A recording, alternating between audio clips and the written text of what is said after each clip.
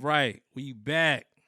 We back, y'all, with another episode of Check the Credits podcast, where we pay homage, show respect, you know what I mean, to some of the people that help create some of these masterpieces that y'all listen to. You know what I mean? Some engineers, some songwriters, background singers, some people that, unless you check the credits, you don't know who did what.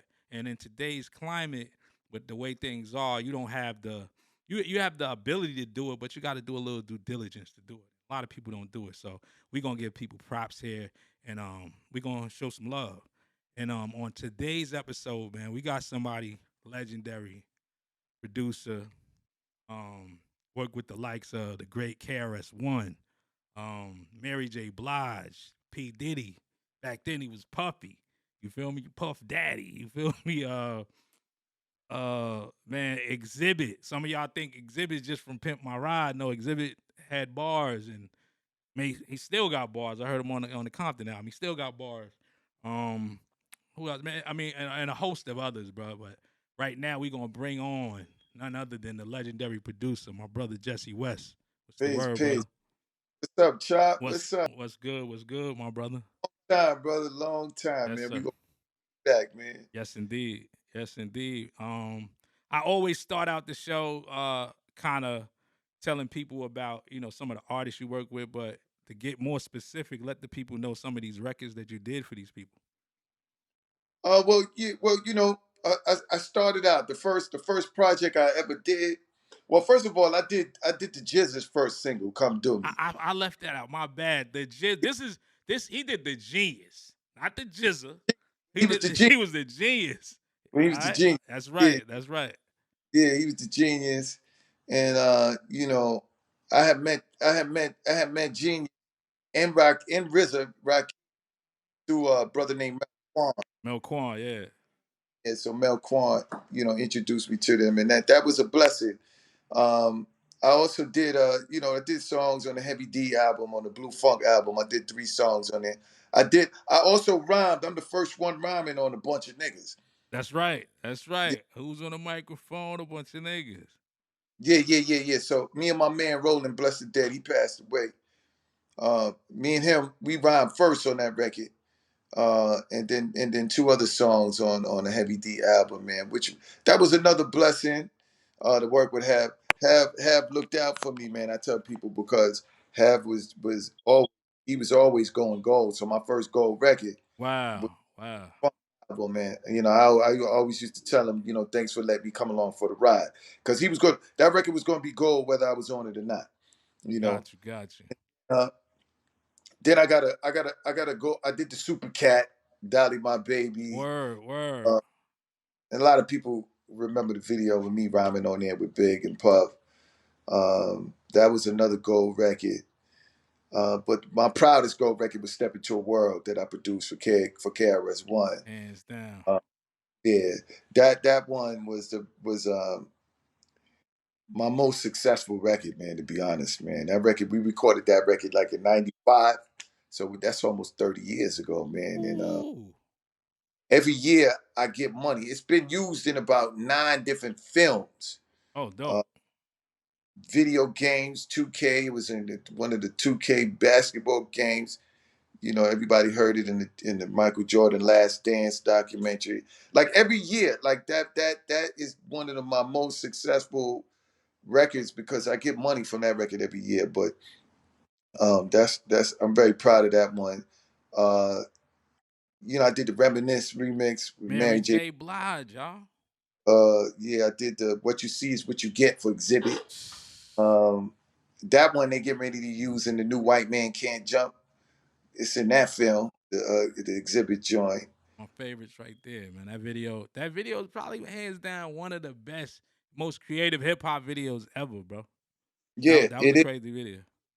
And what was ill about that track is that when I gave Xzibit came to my house and I played a bunch of beats for him, and you know after I played about 20 beats for him, that was maybe like the third beat I played for him. And I played like after that beat, I played maybe about 15 more beats. And he was like, I only like that third, I think it was the second or third beat that you played. He said, let me get that one.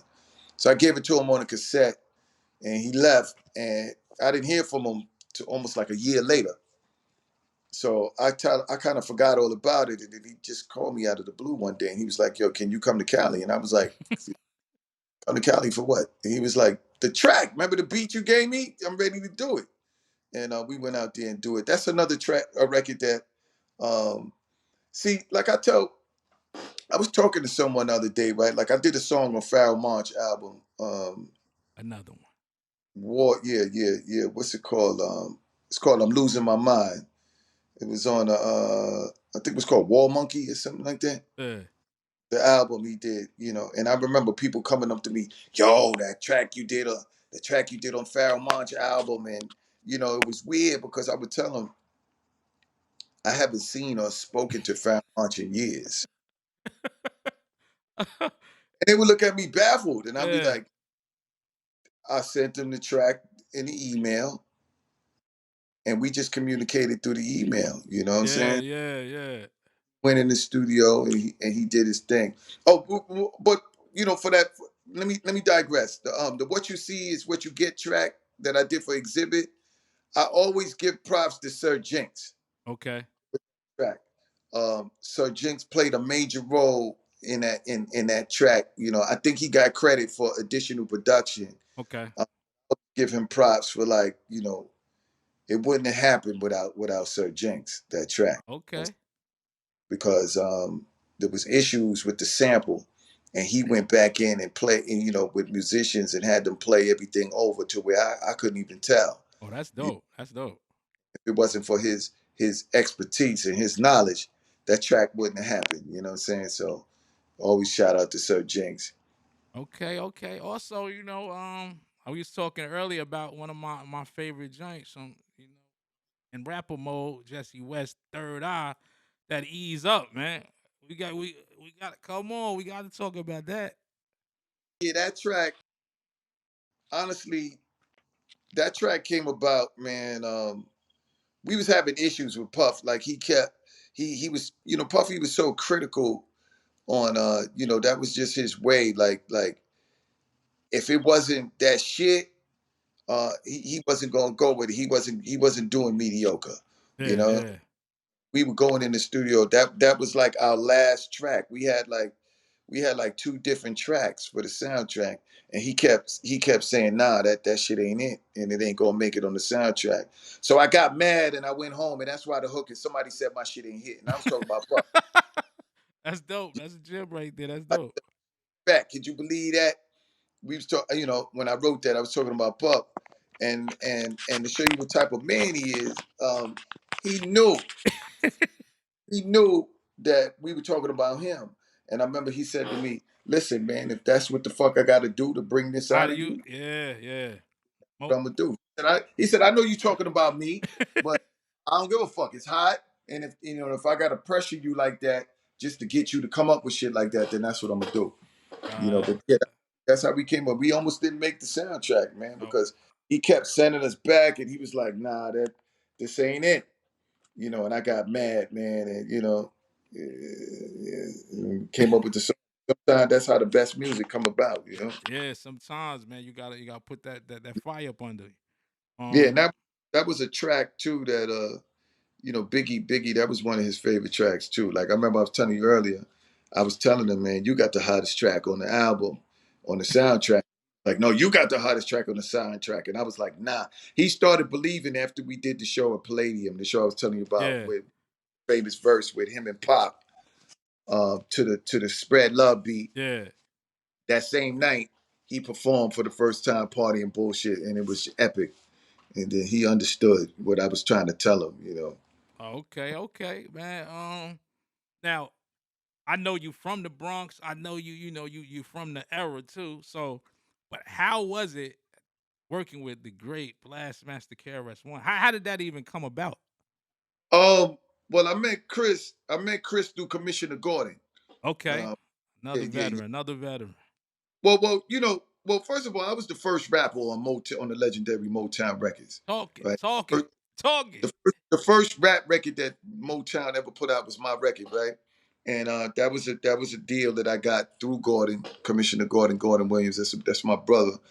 And you know, he introduced me to KRS because he was working with KRS as an engineer. Okay. And, one day he was in the studio and he told me come down, and I came down and I got to meet Chris. And then what's interesting about that is that when I went to the studio to play beats for Chris, I played a bunch of beats because that Step Into a World track just came about.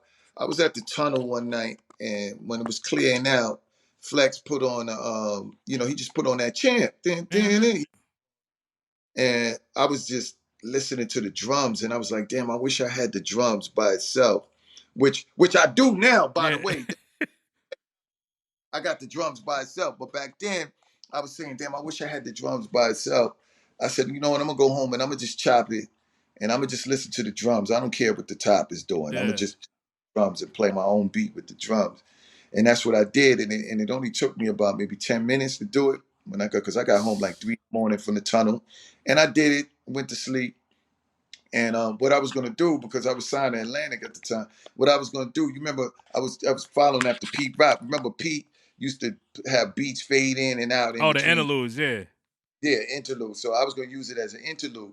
And when I went to play beats for KRS, remember back in the days we had DATs. Yep. So I'm fast forwarding in the DAT and stopping it to see where I'm at. And I stopped it on that beat for about, in my ego, I was like, I'm gonna let motherfuckers hear how I chop this shit real quick. So I let it play for about 5 seconds. Then I went to the next beat. After I finished playing beats, Chris was like, I like all them other beats. He said, but what about that champ shit that you ain't want to let me hear? And I was like, yo, you want to hear that? Chris with his eyes, he Yeah. was like, Yeah. yeah, let me hear that. And I played it, and all the people from the Jive Records they was all in the studio because it was a bunch of producers playing beats. Gotcha. So Jeff Finster and all of them was in the studio. And when I played it, even Jeff Finster was like, that's the one right there. That's the one. And I was happy because I'm getting ready to do a song with KRS One, but I was mad at the same time. You know, when me and my partner left and we was on the West Side Highway going back to the Bronx, I was telling him, I said, man, ain't that some bullshit? He was like, what you mean some bullshit? I said, all them beats I played for the dude, he picked the fucking most simplest one. Yeah. And my man was like, yo, you got a track on KRS One new album. I said, yo, I'm happy, man, but you know what? Let me go home and do more to it, man, Yeah. because it was just a 4-bar loop. Oh, wow. Wow. It didn't have none of the drum rolls and none of that in it, none of the breakdown. Like, when you listen to the record, it's like bam, boom, boom, bam. It didn't have none of that in it. Oh, okay. It was just a 4-bar loop with no breaks, none of that. And I went home that same day and started putting all the breaks in. And what's interesting is when I came back to the studio to lay it down, I told Chris, Chris, man, I changed the beat up a little bit. I put breakdowns and, I got like about 3 or 4 different breakdowns in it. So, I want to know what the arrangement of your vocals so I know where to put them. And Chris looked at me and said, put them where you want to put them. I said, all right, and I just, I put it in a structure, 14 bars, Yeah. break, Yeah. break. And, when you listen to the song, man, they just fall perfectly, Yeah. man. Where Yeah. with You his you would think it was written and customized around those yeah, breaks, bro. yeah, and then he put me in this. He brought the girl. I think her name was uh, Kiva or something like that. That sang the "Step Into a World" Okay. in the studio with her. He said, "Listen, she's gonna sing a bunch of different hooks, and if you hear something you like." Come and let me know. And he went out in the lounge. He was handling business in the lounge. And so it was just me and her there. And she kept singing different things. And I was like, no, that ain't working. Try something else. And when she got to the Blondie, I Right. was like, oh, I grabbed the pen and paper and I wrote the, Step Into a World. And, I wrote the hook Oh, and made her. dope. Okay. Yeah, I wrote the hook and had her sing it, and then we brought Chris and and all his label people in, and I said, because I went out, I said, Chris, we got something. He said, you got something? I said, yeah, she already laid it down. Come in and let him hear. And We let him hear it, man. And Chris looked at me. He said, Jesse West, you are God. He said, you are God. You are a God. Do you hear me? And I was happy. I didn't know it was going to be as big as it was. He did, though. You know what I'm Yeah, saying? yeah, man. That division. I remember hearing that, bro. That record had it just was something different. It was special at that time because At the time, yeah. yeah, because people were kind of shying away from the rawness, that hip hop element at that time. It was kind of it was a lot of bad boy, a lot of shiny suits, a lot of bright shit going on. So Then Puffy remixed it. A that lot of was people. ironic. That always bugged me the fuck out. I'm keep it real with you. I was just like, Chris, what we doing here? It still was a dope record. It was what it was, but nothing's topping that original. This remix wasn't bad. Yeah, I but mean, it's not. It wasn't that. the record was just on that level. It didn't need a remix. I Yeah. think, he just because I haven't spoken. Last time I seen Diddy was when Obama got elected. Okay. Damn. That's the last time I seen him. So even in the midst of all of that, I wasn't in contact with him. Yeah. Yeah.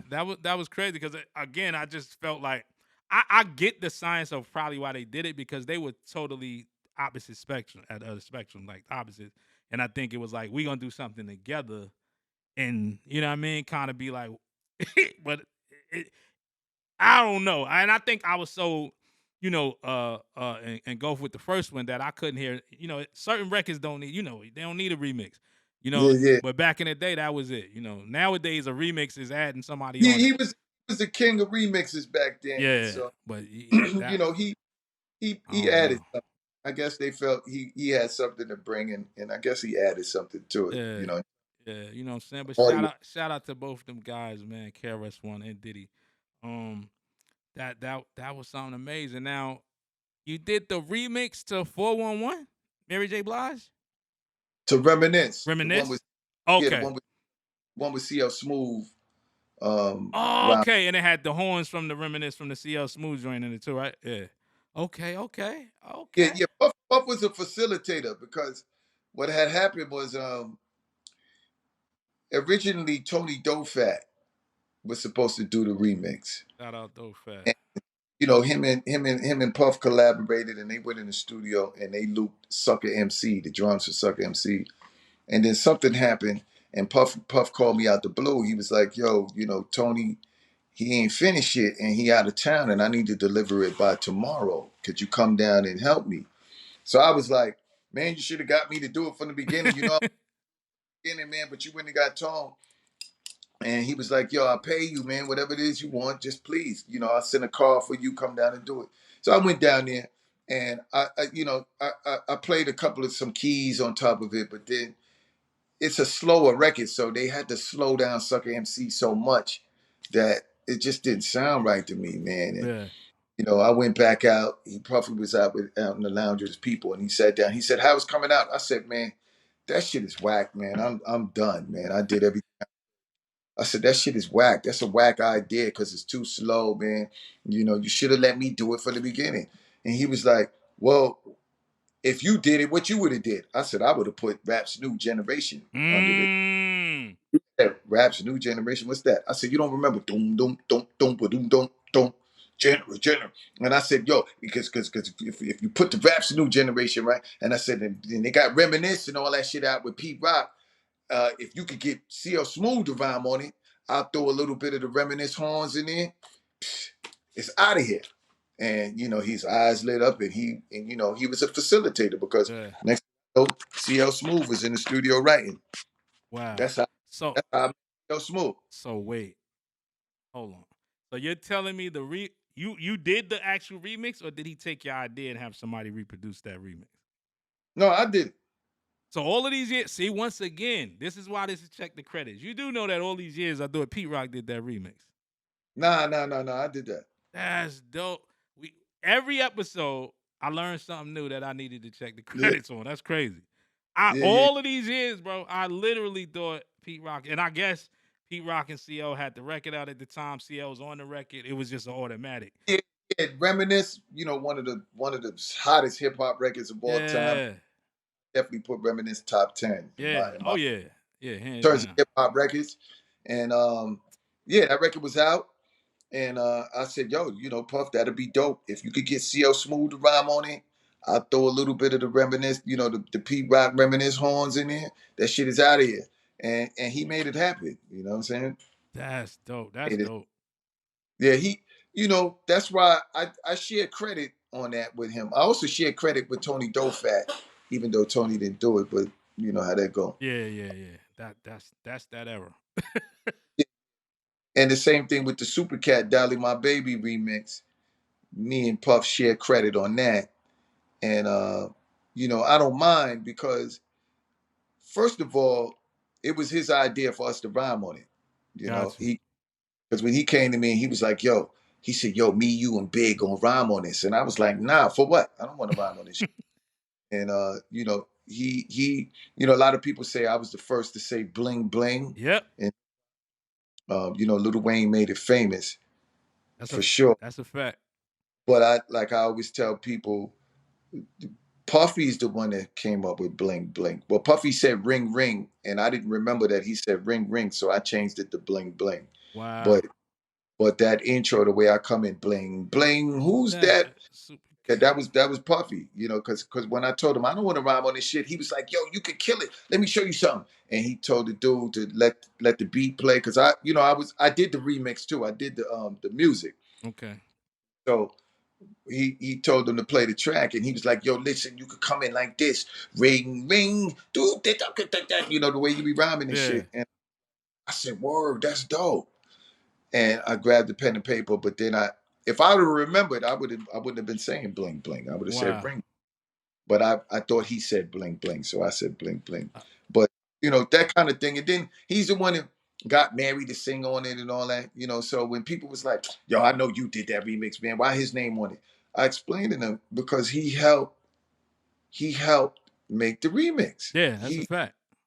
Production is more than just playing the instrument. The greatest producer ever of our era was Quincy Jones, man, and he produced the greatest record of all time, and he didn't play an instrument on it. Yeah, yep. That's a fact. But been what it was without him. That's a fact. I just saw a clip. I think Jazzy Jeff was talking about. He was in a room with Quincy and they was talking. He asked Quincy that question about um is who's the producers, the beat maker, producer, or what have you. And he said Quincy Jones told him, um, you have a puzzle. If I put out a puzzle right now, just broke it out the box and put it all on the ground, and I said, hey, you take that piece, put it here. You take that piece, put it there. Take that piece, put it there. And the puzzle's put together, and he used everybody in the room to do it. Who put the puzzle together? He said, I put it together. I used you guys to do it, but I put the puzzle together. You know what I That's a mean? fact. And that's the best analogy I ever even heard said, and that came from the guy Quincy Jones himself. Dope analogy. I'm gonna run with Yeah, that. That's yeah, that's a real situation, man. Um, Also, man, because you got an extensive career. You got the production and you got the artist thing. I know I became familiar with you. Um, I want to say it has to be this is Video Music Box era, maybe '89. I'm in high school. I'm rapping too at the time, and I see this no guy. prison, Huh? Yeah, no prison. yeah. I'm watching Video Music Box. I see this guy come across the screen with the Malcolm X joints on, spitting bars. I'm like, yo, who is this? But it said it was Motown Records. I'm like, I don't know Motown for having rappers, but Yeah, yeah, but the yeah. but the raps was crazy at that time. I'm listening like, okay, this got to be '89. I want to say, right? 89. 89. Yeah, And yeah. Kid Capri put me on the map. Kid Capri was my biggest supporter with that record, man. Wow. Most people that know about that record from that era, that was because of Kid Capri. You know, Okay. Okay. yeah, because he used to put it on his tapes. And at that time, Kid Capri tapes was Oh, come on. that was the Bible. Kid Capri tape, Bible. Kid Capri was is the father of the mixtape. That's a fact. That's a And fact. I was one of the songs that he took a liking to, man, and he put it on several of his cassettes, and them cassettes was traveling around the world. Like I even hustlers, man, in Harlem. I used to hear them drive by in their big cars. I'd be in the polo grounds, and the hustlers be out there with their cars, and you hear them rocking "No Prisoners" back That's then. a fact. So. It was dope. Only because it was on the Kid Capri tape. That's a fact. But that joint was Not, hard. The joint was hard. The video was hard. The joint was hard. not like they really knew who the fuck Oh, I was. Just it was on the Kid Capri tape and they liked it. You know what I'm saying? man, that's how it went, man. That's how it was. You know what I'm saying? In that time period, bro. You get that shot. You get to be put on somebody's platform like that has the ear of the people, and they could curate it and make people, be put on the who's who. Yeah, yeah. And Kid Capri. also, you got uh I want to say, I believe it's 24/7, right? Was that y'all group name, you and Nine from Nine Double M? Or did you have a record called 24/7? Yeah, yeah. We was on. That was a deal. One day, Flex again, man. Flex inspired me to do Step Into a World by him DJing at the Tuttle, right? Uh huh. But it's just, again, me and Nine sitting in the studio. We sitting in my studio, and Flex used to do an old school set, and it was something. Mm. So I knew what time it came on, and I was like, "Hold on, Nine Flex is about to do his old school set," and we put it on. And when he played Dance to the Drummer's Beat, I said, "Yeah, but nobody ever fuck with this shit, man. Like, I should chop this shit, slow it down a little bit. Let's see what happens." And we made that record right there, man, off of hearing Flex play it again. He was playing Dance to the Drummer Beat, and I just pulled out the record and put it together. And we rhymed on it together only because he was in the studio right there. But me and Wow. I back, we did a lot of stuff together, man. But yeah, that was one of the biggest records that I ever rhymed on, to be honest. Besides Super Cat, Yeah. and but that 24/7 was big. That shit took us around the world. Yeah. You know, That that one record. that was dope. That was a real dope joint too. And Yeah. and again, freaking a classic, hip hop break, a break that part of the fabric of hip hop. That's break dancing, b boy, and the whole nine. To take something like that is crazy, and to modernize it for that time period to still, make it sound like what it sound like. We used to kill shows with just that one record, man. We just come in and out, boom, do that one record, man, and we did our thing with that record. You Okay, know, okay. So I heard you talk about. I always ask this question to all my guests, but I heard you talk about the records you did with Pharoh Monch, and you saying you emailed him a beat. You know what I mean? yeah, that's another thing that's a loss. That's one thing that's lost with our music today. Because of technology, and that's what really slowed me down. Um, from really trying to solicit and get on people's albums when it became that way. Yeah. Email me beats, because the biggest records that I'm proud of came about from that collaboration Hmm. of being in the studio with the artist. That's That, you know, um, like I said with the Pharoh Monch song, I was like, damn. I mean, I don't remember if at the time if he was in New York or not, or even if he wasn't. For him to want to do that song, but he wanted to do that song because of the hit records that I made in the past. But he didn't understand that those hit records that you wanted, that made you want to work with me, came about because of the collaboration of me and the artist in the studio. yeah. Facts. Like when I got to Cali to do What You See, What You Get, and I remember I was with Xzibit. We was in the house, and the day I got there, he took me to his house, and we were sitting in his little studio room, and I was playing. He was playing the beat, and when that part come in, which is an important part of the song, where it goes players, pimps, ballers, Hustle, hustlers, hustle. even that, and the beat is like boop boop boop boop. When that part came in the instrumental, he said, "That's the only part right there I don't like. I don't want that part in there." And I was like, nah, Xzibit, nah, check it out. This part right here is when you go players, Mm, pimps, ball, hustle. hustle, keep it high rolling, keep it moving. What you see is what. And when I did that, he was like, oh, bad, That's bad. Okay. And we kept that part in the record yeah, because now if it was the era where I would have just emailed him the beat and let him and Jinx go in the studio, they would have took that part out. yeah. That's a fact. But there to tell him, nah, wait a minute. Nah, this is what you do with that part. So yeah, I think we got a similar stance on that. I understand technology. I accept it. I embrace it.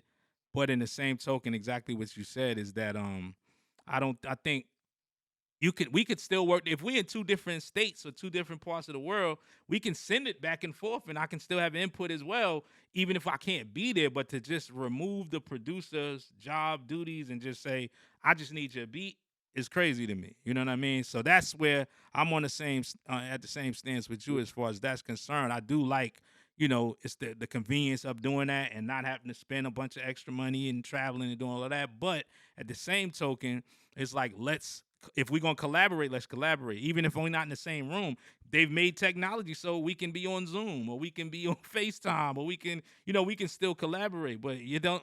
I don't. I think that takes away from the records being great. There might be some good records that come out of a beat and no producer there, but I think the great records are all collaborations. There's people in the room, multiple people in the room.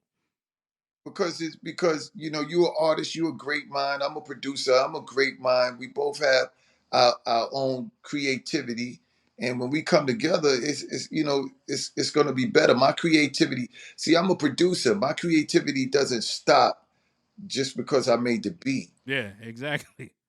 It puts a lot of young producers, because I think, a lot of people say a lot. They have a lot to say about the generic, the generic feel of the younger hip hop of today. But what I say is that there's some incredible talent, man, Yep. with these producers, man, that they on a level where they have the potential to create something far more powerful than what we did, but they're at a disadvantage because of this technology, because of, they're not playing their beats, Mm-hmm. they're clicking even chords. They're not playing chords. They're clicking chords, and when they, oh, this is how you make a major seven chord. They bar and lifting it up, Yeah. Yep. take this bar and bring it up an octave, but bring this one down too, and this is how they're learning. They're not learning musical theory, Yep. and they're away the human feel That's from what they're doing, because they're not, like, I saw a video on YouTube where it was this guy was teaching, he was trying to teach how to make your beats sound like Jay Dilla by by clicking and moving. the hi hats over. Yeah, yeah. I'm like, you, that don't make his Jay Dilla beats sound the way they did, because that was his feel. He didn't use quant. He didn't. Ain't no metronome, no quantage. You're using the very thing that he did not use to make his beat sound the way you're using to make your beat sound like his. Yeah. That don't make no sense to me. Yeah. Like, but this is what these kids are learning, and it's putting them at a disadvantage. If they were just creatively as free as we were, man, they would be doing some incredible dynamic shit, Yeah. man. A lot of people say, these producers, they all sound the same and they just beat makers and it, but I think potential wise, they have the potential to do a lot more than we did, because they're learning earlier, way earlier than we did, Yeah. And the tech. have easier. Yeah. I first started making beats, man, I was like 17, 18, and I would go into projects and there'd be 50 MCs, but nobody that make beats. Yeah. Why? Because to get a drum machine was thousand 2,000. dollars. I tell the entry level to become a producer back then, you had to either have the money, have somebody willing to put the money up, and you had to Mhm. really believe in yourself and really think you could make. Who gonna just shell out $2,000 on a machine? You know what I'm saying? Start making beats out of nowhere. So nowadays the entry level is so it's affordable. You can have a computer that's been sitting around the house, some crack software, and make a hit record in your bedroom So you got programs to make beats on on your your phone. phone. Yeah, yeah. But that's why you hear stories about Larry Davis when he wanted to be a producer. He was sticking motherfuckers up. That's how it was, Yeah, man. I yeah, I told people, I'm like, man, a producer, to have a studio back then, bro, they had to figure you had some real money or some drug money, some street money, somebody backing you to have a MPC, a ASR 10, a SB Yeah, 1200, 950. Any of those machines is well into $2,000 and up. And if you got yeah, multiple, you talking about just the production equipment. We ain't even enter a keyboard like a workstation keyboard. You know what I mean? right, A Korg or a Triton before the Triton, the Korg, the M1s, any of those machines. You talking two, yeah. $3,000. So, Yeah, my first SP 1200 cost me $2,200 ooh, yeah, for SP, and I had about 7 or 8 of them shit. Them shits is like my man got one now. He was like, "Yo, I'm trying to send my SP 1200. They going for like 9 G's now." damn, I said, "Listen, yeah, it's worth 9 G's yeah, for you to find but somebody that's going to cheat for it." nah, Think so? You know what I'm saying? Because nah, unless you someone like, if I still had thousands of my floppy disks from back then I would want one. yeah, Go through them floppies, but I don't have none of that shit. yeah. So it serves me no purpose. Yeah, you like me, man. We was talking about this the other day. I forgot who I was. I may think it was Baby Paul. He was talking about him selling some of his equipment from back in the day and upgrading and stuff, and seeing a lot of people now who still have it. I watch Lord Finesse all the time on Instagram, and he still got the MP. He actually upgraded it with the little drive, and now he could just throw in the disc and the whole nine, and actually play the original disc. I watch Easy Mo B, Pete Rock. A lot of people still have them. That shit is Pete Rock, they still got all of those yeah, floppies. yeah, yeah, exactly. And it's crazy. Um, I didn't think they work. Primo would be doing his thing on YouTube too. He popping in his original floppies. I'm like, and then he got that 950 floppy in the MPC floppy. Yeah, yeah. Primo used the MPC 60, I think. 60, the Yeah, MPC 62 though. yeah, I think yeah, yeah, DJ Scratch used the 3000. yeah, yeah, yeah. Brothers, these brothers kept all of their discs. You know what I'm saying? Yeah, that's amazing too, man. It's dope to see it. It's amazing, bro. I'm like, yo, we still, and I think also that attributed to us having like you're talking about as far as the creativity. We were limited with what we had to make it, so it forced us to become more creative. Creative, Yeah. absolute. They have every like you just talked about the Step Into the World sample, the Champ record. And being able now you can isolate the drums. Back then we couldn't. Or you want to take voices out. You can now. You couldn't then. Yeah, I got the drums by itself Yeah. clean. Yeah. I was like, damn. If I would have had this technology back, I'd never been a step into a world. Yeah. You know what I Because mean? I wasn't interested in that. It just, I just said, you know what, I'm gonna force myself. That's why it only took me 10 minutes to do the original. That I'm just listen, I'm gonna ignore what's on the top, play, play a different drum beat. I'm gonna just sample the kick, the hi-hat, the snare, and just play my own beat and ignore what was on top. But when I finished, I was like, damn, this is kind of dope. Yeah, You know, that shit was very creative, very dope, bro. So we I always ask this question as well. I'd like to know your nobody never really give me the worst, but I want to hear your best and your worst studio experience in your career. What was one of your best or one of your worst studio experiences? well, my best studio experience was I was the first one to record Biggie. Y'all heard that? Yeah, in Greg's studio, Facts. in TD High Studio. Um, that was I'm gonna say that was my best studio experience because it changed my life. Like it literally changed my life. It changed everything, especially as an MC. It changed when I heard Biggie. It immediately overnight changed my whole perspective on how to write. To this day, I still write the same way that I began writing the next day after meeting Big. Wow. Because it's not like I copied his style, I copied his approach to writing. He freed me because before I met Big, I rhymed in a box. You know what I'm saying?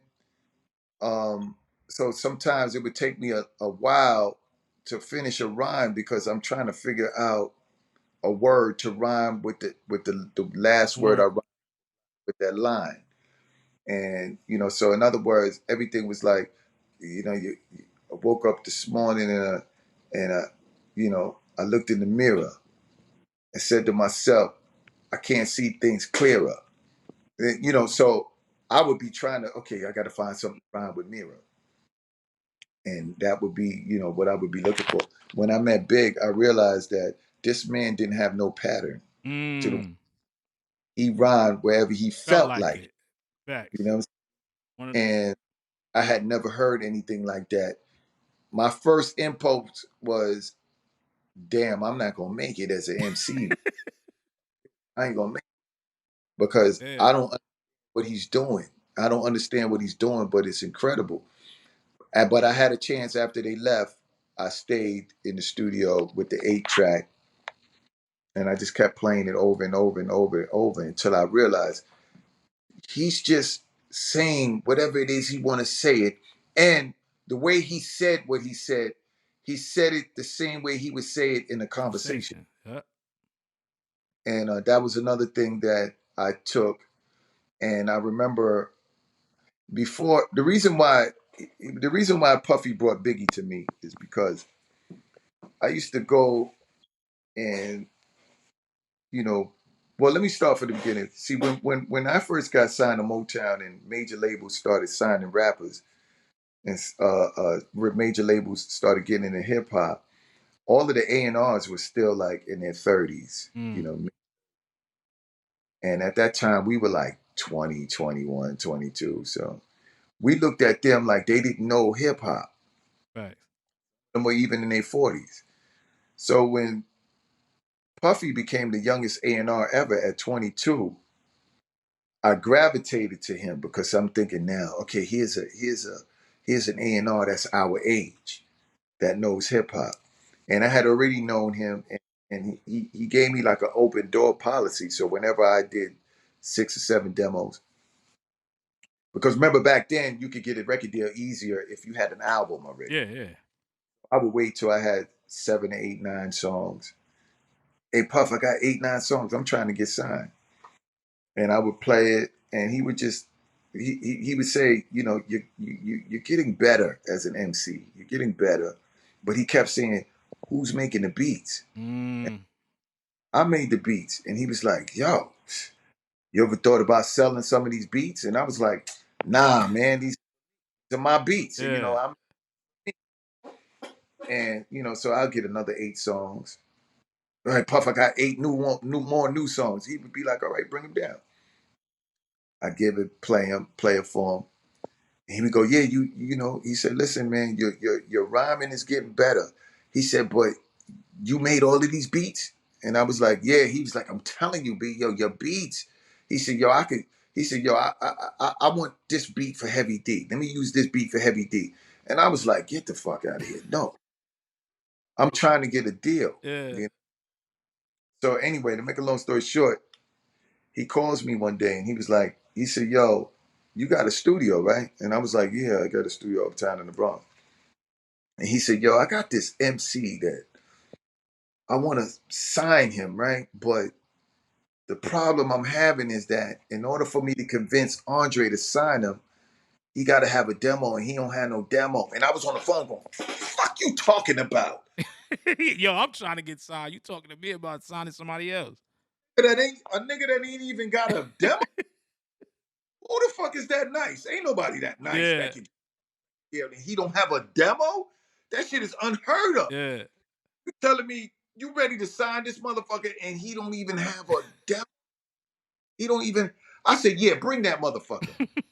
Yeah, bring him. Bring him. I need to meet. I want to see who the fuck this is.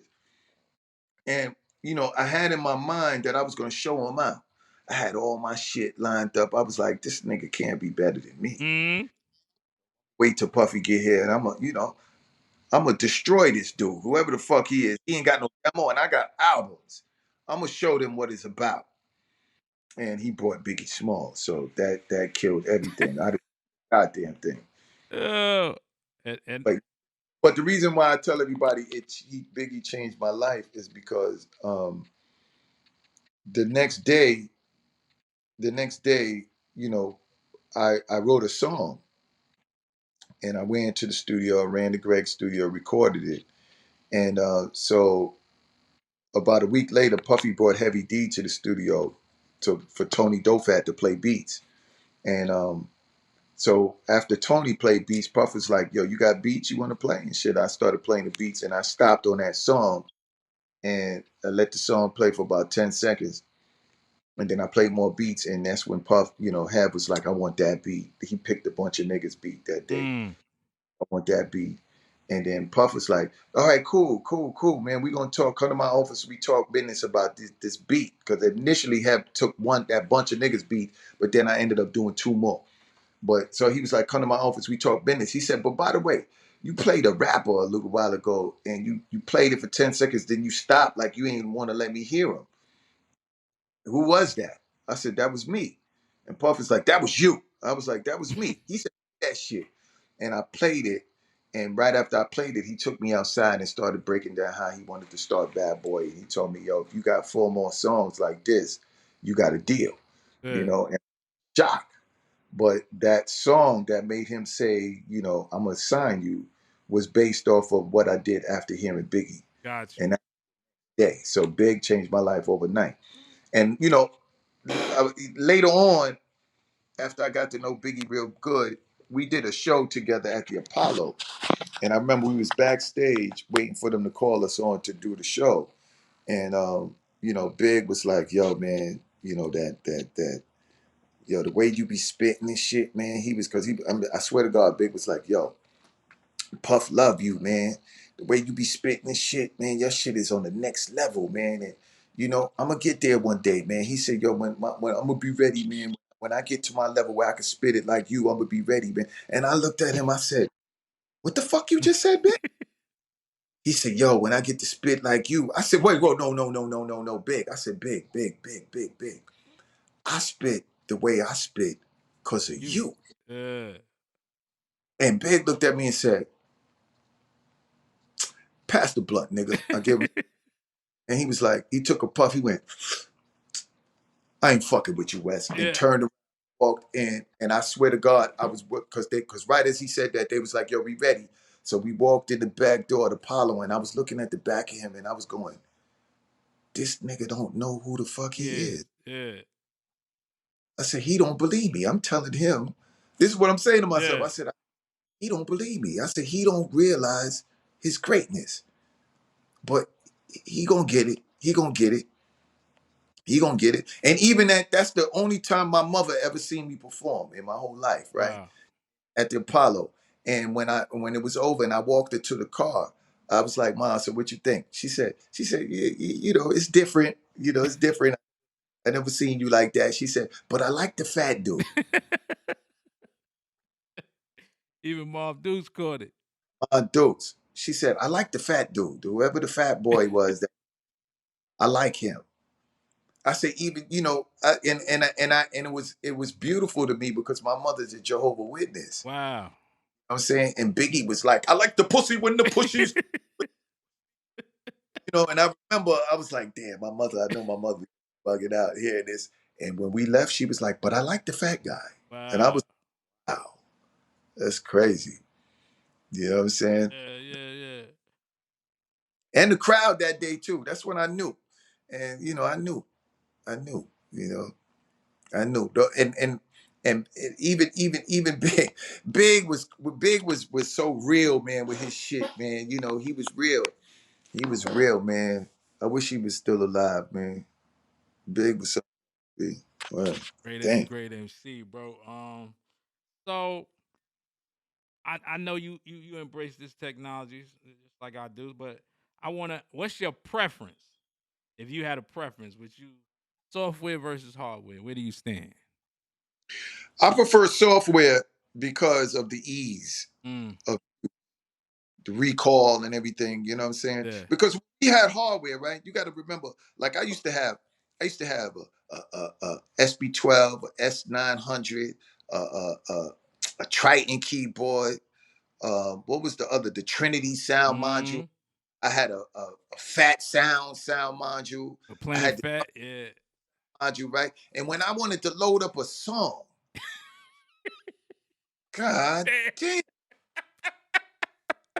You had to load every fucking thing. Yeah, You know, I don't miss that, go bro. and Titan, find the pro.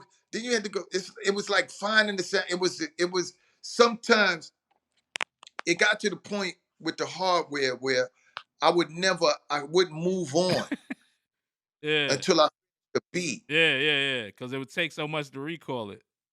To recall it, it would never be the same. Yeah, I'm sitting going, damn, what bass was I using?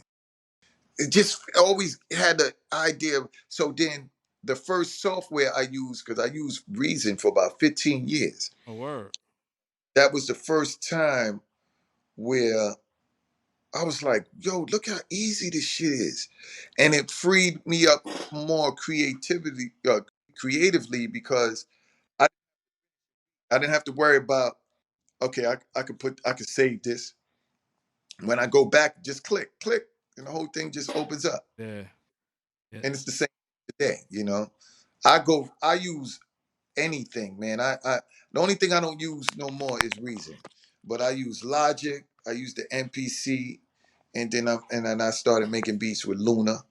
You know, I dip and dab. I got a few songs with Ableton. Okay, You know what I'm saying? And depending on how I feel, is the one that I pull up.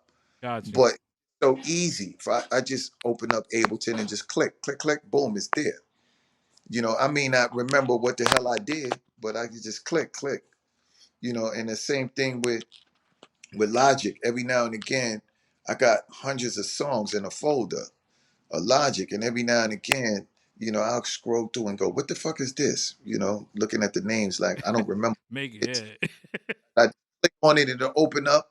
Oh, damn! I forgot all about this shit, and start working on it again. You yeah, know, dope. couldn't do that with hardware, Hell but now no. of sound, dynamics, hardware is always going to sound better. You know what I mean? Like the hardware is always going to sound better. A Triton keyboard sound somewhat better to me than the virtual keys that might come with Logic or Ableton or some of the contact keyboards. Mm, But they got all kind of shit now. yeah, yeah. They So got all these different emulators. They getting pretty close. I mean, it's almost there. They not too far from it. It's almost there. And with all of the saturation and simulators and things you can do to make things, plugins that you yeah, right, you can kind of bring it to it. But just naturally, if you go on natural sound for natural sound, of course, hardware is going to automatically sound better. yeah, Yeah, that's a fact, brother. sure. Um, you know, this AI shit that's going around now, and Whew. everybody is like, "Oh, this AI shit is out of control. This AI shit is out of control." And I'm like, we've been using AI and making music with AI since the first drum machine and the first synthesizer. It's all AI. It's just now we call it Logic, Mm-hmm. able to Mm-hmm. with instruments. It's AI. It's digitally computerized shit that's made to sound like a real thing. Now you got a virtual instrument. They call it your virtual bassist. Mm-hmm. You know, got virtual guitarists now. Even though they'll never be able to duplicate a real guitar, but they got sounds that like you could go on YouTube, man. There's a guy, he's using a contact sunburst guitar Mm-hmm. and he's playing that shit. It sounds like a With real guitar, guitar. yeah. That's AI. It's the same thing. So now they have advanced to the vocals and everybody's going crazy. They got You it. know, They got it so crazy though now. I mean, again, like you said, I don't think you'll ever be able to replace the human element of it. never.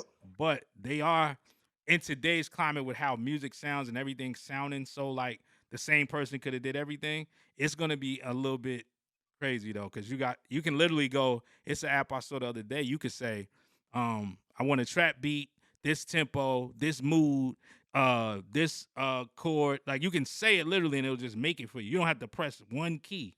I'm like this. Mhm. This is almost that's getting out of hand in a minute because with Yeah, but how is it gonna feel though? You know what I'm saying? I It's mean that well, we listening to music sometimes in today's climate where some of this stuff sounds like somebody did it because of all of the just punching, like little dragging and dropping and stuff. So some of it doesn't have the natural feel anyway. So some of this stuff, no. Can you replicate Timbaland? Hell no. It's gonna be impossible to do that through AI. But I'll leave people nameless, but can I replicate some of these other guys? Yes, very Yeah, easy because yeah, yeah, because they're not using the human feel feel to to make. it. Exactly. They Yeah. just click it in there, their step and they Step click at it. it. Yep. That's it. So that's why I say it's gonna be a little scary. You know, even with the keys, they click it. They just click, click, click, click. That's a G chord. Yep. Click, click. And then I added a D minor. Click, click. Yeah, it's getting crazy. It kind of how I don't want to feel like it. I don't want to necessarily say it phased us out the older producers, but I do feel like when the younger producers came in and wasn't asking for the numbers we was asking for and didn't, they were comfortable with just emailing somebody a beat or doing, and not really being involved in the process. It's the same thing. It's like they didn't have to, with business, you know how this go. Any business, any corporate structure, they want to spend less money and get the most profit. So any way Mhm. that they're able to do that, they're gonna embrace it and they're gonna try to do it. Is it gonna totally phase people out? No, just like it doesn't phase our producers to this day, but it does make it a little harder in terms of placing records or working with people. Some people, Yeah. it's artists today. You breeding artists today. I saw an interview. It was a clip actually of somebody. It was an interview, but they brought up a clip. It was a producer. I mean, an artist who was like buying beats from producers online, and he was saying he doesn't feel the producer deserves to get 50%. So this is the kind of the mindset that's starting to develop with artists. Is like, well, all you did was the beat. I'm like, well, that's half the song. Technically, if all I did was the beat. But I saw that. Yeah. I saw that. He was talking about royalties. He wasn't talking about publishing. He was talking about royalties. And my take on it is like this. We was getting 50%. We was only getting 3%. So Yeah, if no, he's on a royalty, you still nobody getting 50% on a royalty. no, so I agree with him that Yeah. the producer get 50% of the royalty. Some of your biggest producers only got 3%. Yeah, no, but that's what I'm saying. So He's talking about the split of the song publishing wise. He ain't talking no, about the no, royalty. no, he was talking about royalties because I looked into it. He was talking about royalties. I seen that same clip. He was talking about royalties. Because publishing, there's no, when it comes to publishing, right? There's nothing for us to talk about. I don't have to ask you 50% of my song. I own 50% Of the of the, composition. Yeah. and we don't have to negotiate that. But what I'm You know, telling, what I'm explaining to you is that is the common conversation amongst artists. And I deal with a lot more independent artists and up and coming artists who don't. We know we're in the industry, we know the business, we know how things naturally work. A lot of them don't. They're just learning this like kind of on the fly. So they've interpreted right? their own interpretation of these things. So when they see this stuff, they're thinking that they think when they pay you for a beat, even if you paid for the license to beat, they think they own it. If they pay you for exclusive license, they feel like, oh, well, I paid you for the beat. No, even in a record company, they don't pay you for the beat. They're paying you in advance on your future On earnings your from that royalty, beat. You're not paying to own my beat. I still control my publishing. I still have my interest. But the artists, the up and coming artists and people that's coming into the music industry, they don't know this. They don't understand it. So they're basing it thinking that, oh, I don't have to give them this, or I'm giving you publishing. That's another conversation. They say I'm giving you, I'll be willing to give you this or give. I'm like, if we made a song together, you're not giving me anything. It automatically we start from a 50-50. we don't have to negotiate. Nah, For but the time, listen, you own the copyright for the time you, if you sitting in your house and you record a beat, it's copywritten. copywritten. Yep. You don't you only need to get an actual copyright from the Library of Congress. You only need that to sue. Yes, and you're And registering the copyright, but the copyright is yours by default of you creating and making it. You're just registering the copyright. if you sit in a restaurant and you write a verse on the napkins, it's copywritten. Written. Yep. That's the law. Yeah, that's a fact. Don't and another thing that people don't know, right? Let's say like you do a song with somebody, right? And they leave your house and send a copy of that shit to the Library of Congress, and they get a copyright, let's say in June of 2023, right? And then you hear the song in 2025 and go, yo, this motherfucker stole my song, right? And you want to sue them. Just because you didn't get it copywritten to 2025 and they got it copywritten 2 years before you, that don't mean a motherfucking thing. Yeah. And people don't understand that. That don't mean it ain't like the court's gonna say, well, his copyright It's is early. 20, Exactly. so he must own the song. No, the copyright is just to give the court jurisdiction to hear your case and possibly provide remedy. That's it. That's it. They don't give a fuck who got the copywritten first. Can you prove that It's that's your your song? song. That there you go.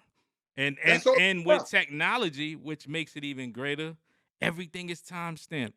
Everything, anything you do now, there's a digital thumbprint and fingerprint there. So I tell people all the time, stop being afraid to put your music out there, putting songs. Oh, they're gonna steal it. They're gonna do. I'm like, they can't. They can steal it. Anybody can steal anything. They can steal your car if you park at the supermarket and get out. But you're not gonna not drive your car. You still gonna use it. So it's the same principle. You know what I mean? You just take the proper precautions to make sure you get paid. Something simple as take your logic file that you made, bring that shit to court and play it. Boom. Yep. I made this song. Boom. Look at the date on this logic. This is when I made Yes, and they can't have anything to predate that because they didn't do it. They wouldn't have it. There's it. no Exactly. way. So that's a fact, You brother. could. But yeah, but they like I said, with this the way they're creating their music, when I think about it myself, I say, damn, I'm glad I didn't come from this era that where they had that because I play keys. I know what a chord is, a Hmm. major minor chord, a major seventh, a dominant seventh. I know how to just put my hand down and Yeah, play one of yeah, the chords. You know what I'm saying? I know how to look at a chart of notes on a chart and play that shit. yeah. And the reason why I know how to do that because I didn't have this technology. I had to You had to learn. Yeah, force. yeah, I was forced. I had to learn to play keyboards. I had to learn. But if I was during this era, man, these kids don't have to learn. Like I remember years ago, the first time I found this out, I was engineering a session and the young brother, very talented. He came to the studio with his laptop, and I was like, "Yo, what kind of MIDI controller you gonna need?" And he was like, well, "MIDI controller, MIDI control. What is that?" And I was like, to play. He was like, "Nah, OG, you don't need none of that shit no more." Wow. yeah. I had that same experience, bro. That shit was crazy.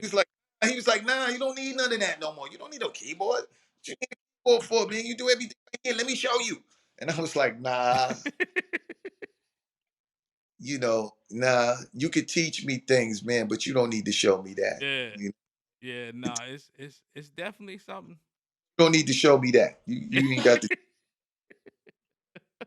learn. I can learn from you young brothers. Yeah, nah, man. So we gonna bring it up to speed. We want to know what you got going on, man. We got Jesse West 2023. What we got going on now? Well, right now, man, I'm in the sample making, man, and sound design.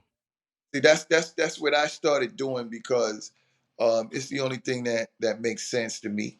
I know it's a very saturated game, but it's something that I became passionate about doing because it helped me stay up to speed with technology. Okay. You know, so it also gave me an appreciation of hardware, those analog machines, and what they bring to the table in terms of sound dynamics, and then it's also helped me learn what plugins that I can use to get certain types of saturation Mm-hmm. and get uh, uh, my music to have that vintage sound, that vintage feel, And one thing that I learned, some of the best sample creators that are out there, right?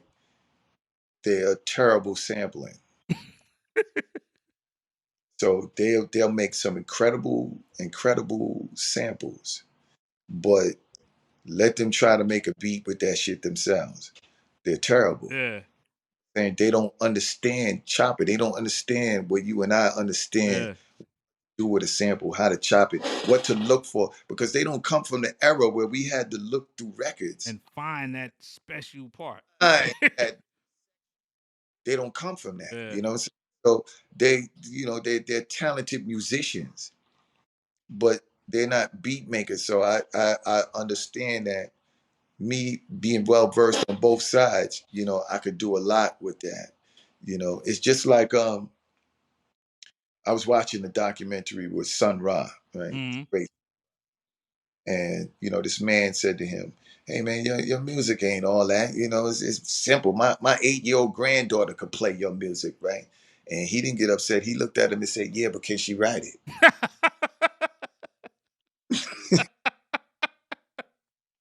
Yo, nah, that's facts There you go. So it's like, yeah, you could make some incredible samples, right?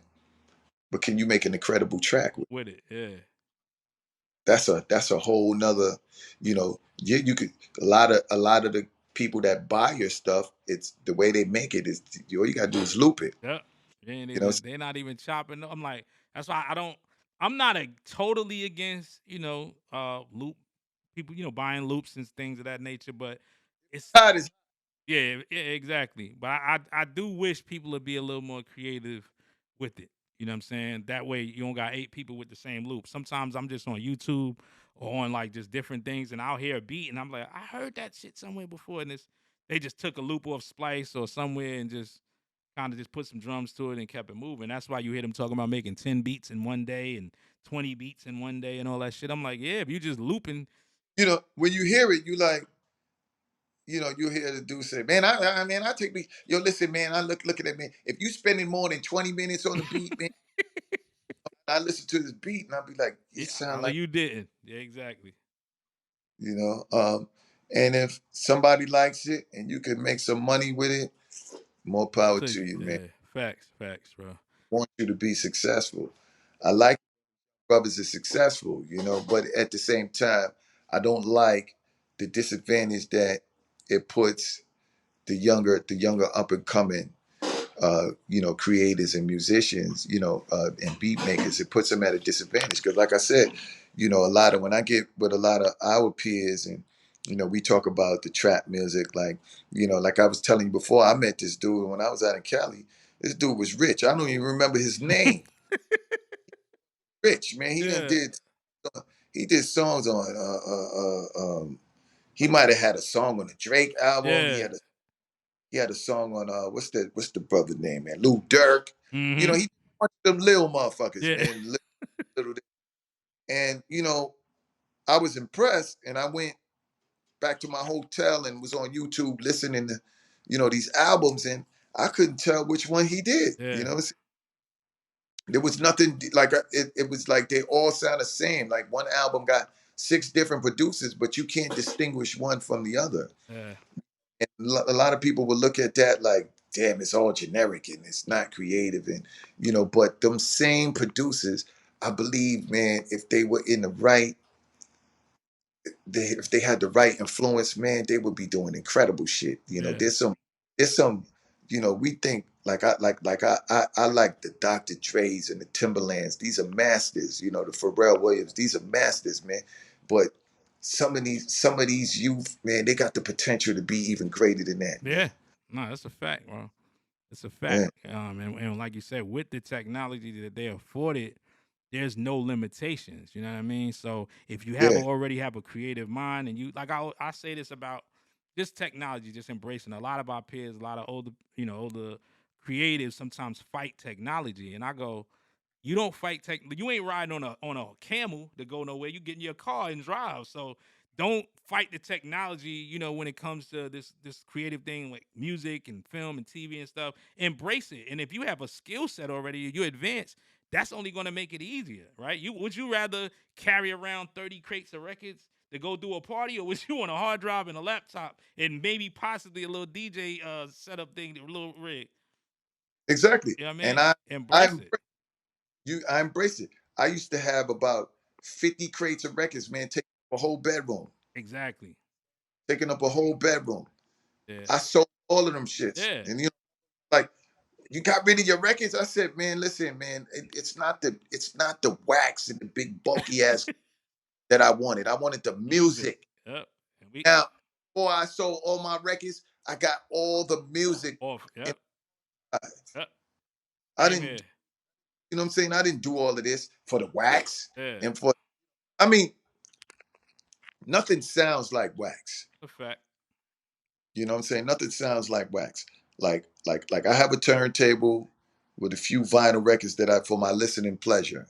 Because when you put that needle Mm. on that, like an Al Green record, the Yeah, free, it's another level. yeah, But my enjoyment when I'm just relaxing, or if I have company, I put a record on. yeah, yeah, That's a whole nother vibe. yeah, Saying than to just play in the MP3, yeah, saying Alexa play Marvin. yeah. I was hoping she ain't start playing Marvin Gaye. Alexa be listening, man. Oh, what?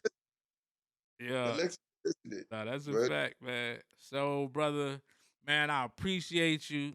You know what I mean, for joining us, man. Also, let the people know where they can contact you. I know you on social media somewhere. yeah, So, yeah, I'm on Instagram. It's called my tag, my name on Instagram is because my I am Jesse West page got hacked. mm, So Instagram is Old Dirty Beats. It's okay. spelled like Old Dirty Bastard, but Old Dirty Beats. And that's Instagram. That's about it. I got to start putting some more of my content up. Oh, I'm also getting ready to drop a volume of chops. Uh, Mm, and a volume of that's another thing that I love to do, man. I love to take old familiar records, man, and chop them up. So I'm mm. about to go real heavy on that. I'm collaborating with